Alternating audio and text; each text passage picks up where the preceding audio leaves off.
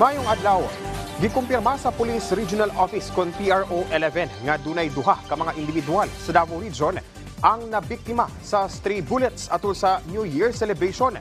Usa na ini ang nahitabo sa Panabo City alas 12:20 sa kadlawon sa adlaw nga Miyerkules, Enero 1 ning tuiga.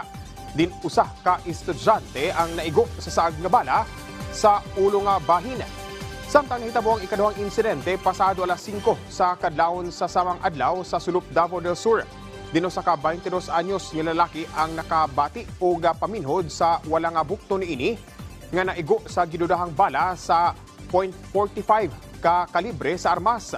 Paliwala niini, kumpiyansa ang PRO 11 nga walay persulahin nila ang nalambigit sa indiscriminate firing.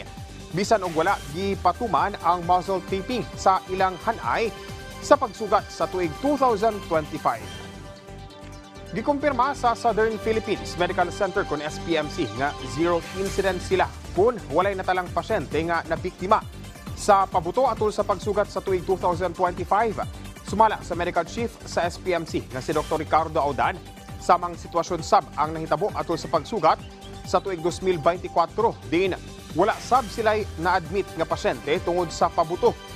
Timailhan sumala pa kini sa kaepektibo sa Davao City Ordinance number 060 kun ang Firecracker Ban Ordinance nga nagabawal sa mga residente sa syudad nga maghupot, mogamit, mamaligya, maghimo og mag-apod-apod og mga pyrotechnic devices sulod sa Davao City. Apan taliwala niini, gikumpirma sab ni Dr. Audan nga dunay upat ka mga individual ang na-admit sa SPMC tungod sa vehicular accident human nga masayran nga nasa impluensya sa ilim ng makahubog. Din pipilasab ka mga pasyente ang na-admit sa outpatient department kon OPD sa SPMC atol sa New Year celebration.